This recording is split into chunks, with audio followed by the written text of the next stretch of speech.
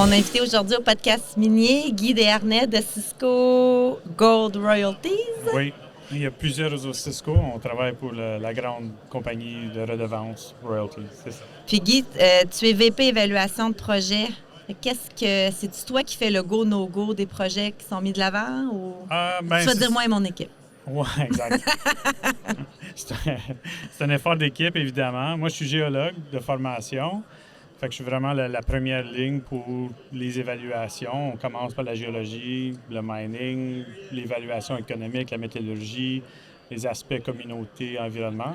Fait que c'est un travail d'équipe, mais vu que je te dirais que la majorité des projets ils ont des difficultés aux côtés de géologie, bien souvent on les laisse tomber à la première étape qui est ma force ou ce que je compte, où ce que je mets mes efforts pour les évaluations. Quand je mentionnais aux gens « Ah, j'ai Guy Desharnais au podcast minier », tout le monde me dit « Ah, Guy, il est super ce gars-là ». Tout le monde avait un bon commentaire à me dire de toi. Je te connais pas beaucoup, mais c'est quoi, Guy, ton background avant? Ben, ça fait quand même plusieurs années que tu es pour Cisco. Oui, ça va faire 8 ans cet été. J'ai travaillé... j'ai commencé, je suis manitobain, je suis franco-manitobain, fait que si vous sentez l'accent, ça vient de là. Du tout. Merci. Ben, je sais pas si je l'ai perdu, évidemment. Quand je retourne chez nous, je l'entends, mais j'ai vécu à Sudbury pendant 2 ans. Et puis, j'ai travaillé à Raglan, à mine Raglan, en exploration, pour 7 ans. Suite à ça, j'ai travaillé comme estimateur de ressources pour SGS Géostat à Blainville. Fait que c'est comme 2 différents métiers à l'intérieur de la géologie. Puis là, c'est ça, ça fait 8 ans que j'étais avec au Cisco. Les gens me connaissent surtout parce que j'ai donné beaucoup de formations. Fait que parmi les géologues, j'ai donné des formations sur l'estimation de ressources. J'ai donné des formations sur l'application de l'intelligence artificielle par rapport à l'exploration. Fait que j'ai comme au Québec, j'ai pas mal de visibilité pour ces thèmes-là. Là, présentement, on est dans le cadre de CIM Connect. On fait une série de podcasts qu'on enregistre. Toi, demain ou après-midi, justement, tu animes un panel. C'est-tu sur l'intelligence artificielle? Non, non. C'est très varié, là. C'est une personne qui est une compagnie de forage qui fore des tailings. Tu forage rouillé? Non. Non. Quelqu'un qui fait la minéralogie puis quelqu'un qui fait l'estimation de ressources. Fait que c'est comme des applications de nouvelles méthodes que je fais une petite animation. Okay. On s'est rencontrés il y a quelques semaines, puis on se disait, bon, mais de quoi qu'on parle, de Cisco et tout ça. Puis il y a un sujet que les deux, on a eu en commun. Tu m'as dit, mais non, moi, je suis prêt à parler des biais cognitifs. Et moi, de penser qu'on allait parler de la place des femmes. Parce qu'on anime présentement Women in Mining Abitibi. On a mis sur pied un atelier qui parle des biais conscients et inconscients, des préjugés, parce que des fois, le mot biais, je trouve que c'est juste ça qu'on parle. Ouais. Mais c'est des biais, je me l'étais dit, là, les filtres mentaux, des réflexes inconscients, des jugements automatiques qu'on a. Puis, ben nous, on a décidé de monter un atelier pour aller dans les mines, dans les compagnies de... Peu importe, les compagnies qui veulent un peu mettre la place des femmes pour le recrutement, mais pour la rétention aussi des femmes au sein du secteur minier. Puis là, ben, en jasant avec toi, ton biais cognitif, ton sujet, il est vraiment en lien avec la surévaluation des entreprises d'exploration. Oui. Fait que, tu sais, c'est des biais, mais on se bat pas pour le même domaine, la même affaire. Mais on revient au même thème. Moi, j'ai allumé sur ce thème-là parce que j'ai vu plusieurs projets qui ont fait faillite ou qui ont eu des difficultés importantes. Puis si tu regardes le fondement des raisons pourquoi il y a des problèmes, bien, c'est les humains qui ont pris des décisions, qui ont assumé des paramètres économiques ou techniques que avec une vision comme un hindsight is 2020, avec une vision en arrière, t'es comme c'est impossible, pourquoi ils ont décidé ça? Puis à la fin, j'ai conclu que c'est les humains qui ont été forcés d'une certaine façon, soit consciente ou inconsciente, puis finalement j'ai conclu que c'est inconscient. Une fois que j'ai commencé à creuser un peu, j'ai ouvert ma vision sur ces biais cognitifs-là.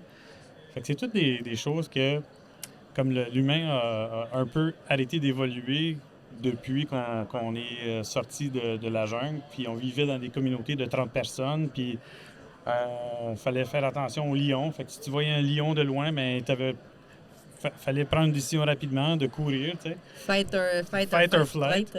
Mais tu sais, on a plein de choses qu'on est pré-programmées pour agir d'une certaine façon qui nous servent pas nécessairement bien dans un contexte minier, dans un contexte d'études économiques de projets miniers. Fait que j'ai commencé à creuser, puis j'ai dit, wow, tu sais, il y a tellement de choses. Chaque fois que je lisais une définition d'un des biais cognitifs qui était déjà identifié, j'étais comme, ça se peut pas. Absolument, ce truc-là a affecté la décision dans ce projet-là qui a mené à un problème. Pourrais-tu nous donner un exemple que où est-ce que toi, tu es en évaluation, c'est ton titre, VP évaluation de projet, tu es en évaluation de projet, puis là, tu dis, oh boy, je pense qu'on fait face présentement à des prises, un biais cognitif de la personne y croit vraiment, vraiment à son projet, donc à l'influence. C'est quoi, à l'influence les gens autour, par qu'est-ce qu'elle dit, puis là... C'est sûr, comme un des facteurs que je trouve le plus important, c'est le biais cognitif associé avec l'autorité. Oui. Fait que dans la relation entre un client et un consultant, bien, le client veut avoir un bon résultat, puis le consultant veut que le résultat soit bon pour avoir le prochain mandat, pour avoir une bonne relation avec une des personnes dans son village de 30 personnes. Fait qu'on veut pas avoir trop de conflits, on veut essayer de trouver un juste milieu pour arriver à un bon résultat. Mais dans les études économiques, il y a des centaines de paramètres qu'on doit choisir, tu sais, puis il y en a qui sont, on pense pas très longtemps. Puis si on les force tout un peu à être « Ah, je veux aider mon client », bien, la somme de ces paramètres-là font que l'étude n'est plus viable, n'est pas vraiment près de la vérité. Tu sais, plusieurs des paramètres ils sont multiplicatifs dans leurs impacts. Mais tu trouves de le dire haut et fort que des études peuvent être biaisées ou que les entreprises sont surévaluées à cause de ces biais cognitifs-là? Est-ce que tu sens que tu shakes pas mal le marché avec ces affirmations? C'est drôle. Oui. Je te dirais, par contre, la majorité des... J'ai présenté il y a eu un congrès à Vancouver, CIM, Mineral Resource, Mineral Reserve. Et puis là, j'avais une salle de 400 personnes, puis j'ai présenté des morceaux de ça. Puis suite aux discussions, j'ai eu plein de consultants qui sont venus me voir. Puis c'est comme... Nous, on n'est pas comme ça. C'est évident. Non. Okay. C'est évident qu'on a des pressions, puis qu'on a des discussions, puis on essaie d'aider notre client, mais c'est difficile. Je te dirais un autre aspect, un autre biais cognitif, c'est le biais de ancrage, anchoring bias. Fait que essentiellement, s'il y a eu un chiffre qui a été nommé, on va essayer d'arriver à un résultat qui va être près de ce chiffre-là. Fait que l'exemple évident, c'est qu'un CEO va en roadshow puis qui dit j'ai un gisement de 3 millions d'onces. Fait que là, tout le monde travaille vers un gisement de 3 millions d'onces, même si ce chiffre-là a été pigé de nulle part. Un exemple qui est assez vieux, que je peux le nommer, c'est Rubicon. C'est un projet dans le nord-ouest de l'Ontario, près de Red Lake. Ils ont construit le projet basé sur une PAA, fait qu'une étude avec pas beaucoup d'engineering. Ça a coûté 400 millions. Le Canada Pension Plan a investi, fait que nous, on a investi dans ce projet-là. Puis le projet a fait faillite. Mais une des raisons, pour moi, fondamentales, c'est qu'il y a eu une estimation qui a été faite par une personne qualifiée qui n'était pas qualifiée, qui a donné un chiffre, un estimé de ressources qui était très élevé, puis que toutes les compagnies, suite à ça, puis il y a eu 2 compagnies de bonne réputation qui ont venu, veut pas, il fallait qu'ils vivent avec ce chiffre-là. Puis d'estimation en estimation, ils ont même réduit cette estimation-là, mais le premier chiffre, c'est sûr qu'il y a eu un impact majeur sur comment déroulaient les discussions, comment ils ont choisi les paramètres, ainsi de suite. Fait que, tu sais, de sortir de cet ancrage-là, c'est difficile pour les humains. Puis de revenir au client et dire, finalement, vous avez 25 % de ce que le dernier gars il vous a dit. C'est une discussion très, très difficile. Puis l'humain doit comme sauter par-dessus tous ses billets pour arriver à ce résultat-là. Mais toi, quand tu évalues, dans ton évaluation de ces projets-là, tu dois en avoir, toi aussi? Tu veux pas des... Mes billets? Ouais? Absolument. Oui. Et comment tu fais pour essayer justement de rester à un niveau de bonne évaluation pour Cisco? J'ai fait plus de recherches, justement, tu sais, parce que je suis humain, comme tout le monde, tu sais, puis je suis prêt, j'ai les mêmes défauts. Puis une des choses, une des solutions que les gens proposent, bien, premièrement, c'est de réaliser qu'on a des billets, tu sais.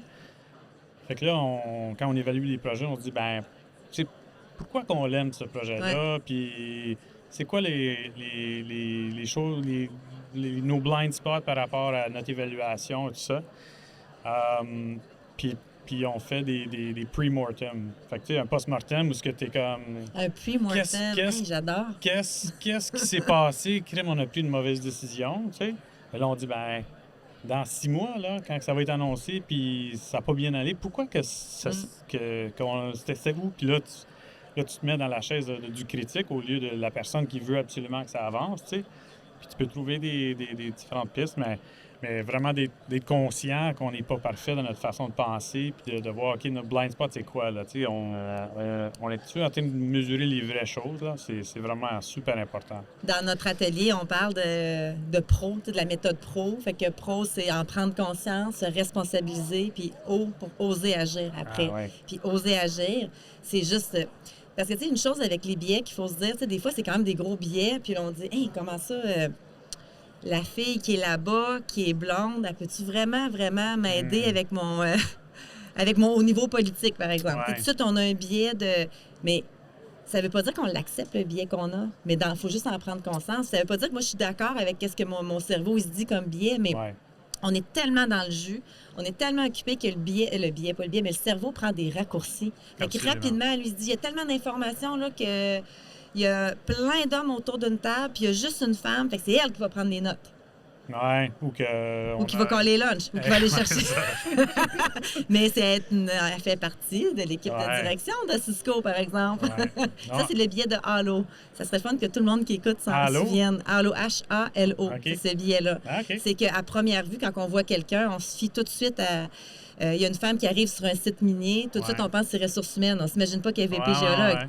On pense que c'est ces billets-là, il n'y a rien de grave. Il faut en rire. Je pense que dans la surévaluation des compagnies d'exploration, ça a un autre niveau parce que là, on parle d'argent, on parle d'implication, on parle, ça va à un autre niveau, mais j'adore le oser. Oui. Parce que souvent... Tu peux me le voler. Parce que la personne qui a de l'information, qui peut changer la trajectoire du projet, ben souvent, elle est silencieuse pour une raison. On n'est pas game. Oui, c'est ça. C'est de questionner et de dire, hey, on peut-tu ralentir, là? On peut-tu prendre une journée, là, juste pour discuter de ce point-là? Puis... Bien, on n'est pas game. C'est peut-être là votre message qu'il faut le passer, justement, de oser prendre la parole et oser dire, hey, l'évaluation est peut-être trop élevée, là. Ah, c'est drôle. J'ai eu une situation parce que j'étais dans un congrès, puis j'étais justement à côté de 4 CEO. Puis j'ai dit, c'est 4 hommes, premièrement, évidemment. C'est 4 hommes qui font 6 pieds 2 ou plus. OK? Puis je dis, c'est un accident? Déjà, les hommes, on accepte qu'ils ont tendance à être là, puis pousser, puis encourager de faire ça. Mais le fait qu'ils sont plus grands, est-ce que ça a de l'impact? Ben oui, tu fais une recherche, puis tu vas voir que si tu es plus grand, ben tu as plus de chances d'être appelé à jouer dans les équipes, puis que tu vas être capitaine de ton équipe, puis tu vas être un leader, puis que tu vas être encouragé d'être leader. Ben, c'est tous les thèmes parmi Women of Mining, c'est certain que ne sont pas les plus grandes dans aucun groupe, puis ils sont déjà désavantagés pour avoir le courage de parler, alors qu'ils ont vraiment l'information qui peuvent affecter. Puis avoir le courage de parler, c'est qu'à un moment donné, puis je ne veux pas rentrer là-dedans, je ne le connais pas beaucoup, mais c'est le syndrome d'invisibilité. Puis où est-ce que, bien, en tant que femme, la majorité ne veut pas, c'est les hommes dans le secteur minier. Fait qu'est-ce qu'on veut? Peu importe, tu es une minorité, femme ou autre, mais c'est que tu veux fitter avec la majorité. Tu ris des jokes plates. Tu commences à essayer de faire partie parce que tu veux donc bien fitter avec la majorité. C'est pour ça que des fois, oser parler puis oser de dire « Hey, ta joke déplacée, là, je la trouve pas drôle. » Juste commencer à dire ça serait un changement. Mais non, parce que Jean-Paul, il fait tout le temps ces jokes-là. C'est pas grave. Non, faut le dire. On va ramener un autre billet. Là, fallait parler. Une dernière chose, c'est survivorship bias. Fait que là, dans l'industrie minière, les femmes qui sont là, qui ont des positions de leadership, fit un certain... c'est des femmes fortes, typiquement, qui prennent leur place. parce qu'on a probablement perdu énormément de jeunes femmes qui ont sorti avec un bac en ingénierie ou en géologie, qui commencent leur trajet, puis ils sont pas confortables, puis qui jouent pas la job, puis ils parlent pas fort, puis que finalement, ils se trouvent, ça fit pas pour moi, tu sais. Fait que c'est une tragédie. Crème, on a besoin de ces personnes-là, puis sont qualifiées, puis peuvent apporter une vision, une opinion qui peut être oblique à ce qui est dit dans le groupe. Fait que, Un peu cru que je vais dire, mais tu sais, on n'a pas besoin d'avoir un look tomboy pour travailler dans le secteur minier. non, hein. ou une attitude tomboy aussi, tu sais. On est capable de rester nous-mêmes. Ouais. Des projets, vous en recevez comment? Tu sais, toi, dans une année, là, tu peux évaluer combien de projets? À peu près une centaine, je dirais, mais comme 2 tiers, je les tue dans 2 heures. Tu sais, c'est comme, Ah, OK. je peux regarder le corporate presentation, puis je dis, ça marche pas parce que là où ce que c'est, ou la teneur, le strip ratio, et des trucs qui marchent pas. Qu'est-ce qui t'alerte, là, mettons, je suis une compagnie, puis je me dis, ah, crime, j'aimerais ça proposer mon projet à Guy. Ça va être quoi les premiers... Teneur, première chose, c'est la plus haute la teneur, le plus de jeux que tu as pour l'économie de ton projet. Puis après ça, tous les autres aspects, ça peut juste être punitif. Fait que, ton strip ratio, le nombre de tonnes de stériles que tu dois enlever pour arriver à ta tonne de minerai, ben, ça a un coût. Toutes ces choses-là ont un coût. La métallurgie, ce que la récupération est là. Si tu as 90 de récupération, ben, tu as 10 qui ne payent pas. Fait que tous les aspects après ça, tu peux juste soustraire. Tu rajoutes jamais de la valeur. Fait que tu commences avec la teneur, puis là, tu soustrais. Puis souvent, on a des places qu'on ne travaille pas, qu'on ne va pas investir. La Corée du Nord, par exemple. OK. Pour en nommer un. Il est facile à nommer, par Ouais, contre. c'est ça. Est-ce que l'équipe qui travaille le projet, c'est quelque chose que vous regardez, l'équipe de direction, le conseil d'administration qui back le projet? Ou, Ça dépend du montant à investir. Certains seuils, on va aller à des plus hauts niveaux. Là, mais dans la majorité, on va discuter avec le conseil parce qu'eux, ils arrivent avec un bagage d'expérience qui est différent du nôtre, puis ils vont demander des questions publiques à ce que nous, on regarde. Fait que c'est toujours utile d'au moins avoir la discussion, même si on n'a pas besoin nécessairement de la signature. Fait que tous les trimestres, on présente nos trucs sur lesquels on travaille. En posant la question, je me suis dit, quand on a des clients, des compagnies d'exploration, souvent au niveau de la com, on dit, bien, on va mettre de l'avant votre conseil d'administration, on va mettre de l'avant l'équipe de direction, montrer que vous avez des gens qui ont déjà vécu d'autres projets aussi dans votre équipe. Puis on met ça de l'avant, mais en quelque sorte, c'est des billets. Parce que là, toi, tu vas évaluer le projet, tu vas dire, ah, telle personne... Mathieu Savard est dans le projet. Ouais, ben c'est certain que la qualité du management puis la qualité du... Ça a une influence. Absolument. Mais si le fondement, la géologie n'est pas bonne, ben il n'y a rien à faire, même avec le meilleur management. Fait que c'est facile de commencer là puis de voir après ça, OK, ben... Puis le management sur que la description dans le corporate presentation, c'est une chose, mais ils entendent parler, puis... demandent des questions clés, puis est-ce qu'ils ont les détails au bout des doigts, là? Il y en a qui... Communauté, comment... Ah, ils sont bons, tout va bien. Là. C'est comme, OK, peux-tu me donner un exemple? Ah, tout va bien. Ils nous aiment, OK. Fait que... c'est bon. Un autre filtre, c'est de parler avec le management pour voir comment eux, ils voient, c'est quoi leur challenge. J'ai zéro suivi mes questions. J'ai comme parti, puis... mais pour terminer, Guy, c'est quoi la suite pour Cisco Gold Royalties? Bien, ça a été une très belle année avec les cours des métaux précieux, l'or et l'argent. Fait que notre action a monté beaucoup. On est dans une situation de très peu de dettes. Et puis, on est bien placé pour faire des acquisitions, des investissements. Puis là, ça bouge. Là, dans l'industrie, on voit ce matin une compagnie australienne qui a été mangée par Goldfields encore. Fait que ça commence à bouger. Puis quand il y a des acquisitions ou des mines qui se font vendre ou acheter, bien, ça devient des opportunités pour nous. Fait qu'on est très, très occupés. Puis on cherche pour les prochaines opportunités. Puis, tu devrais-tu dire en primeur, c'est quoi le... Non. Parce que présentement, qu'est-ce que vous savez pas, c'est que quand ça va être diffusé, le podcast, Osisko Gold Royalties va avoir changé de brand, changé de nom. Et là, depuis le début, avec Guy, j'essaie de savoir c'est quoi le nouveau nom. Le nouveau nom, c'est... C'est ça. On ne le saura pas, mais vous... Ah, OK, on garde Royalties. Fallait garder Royalties.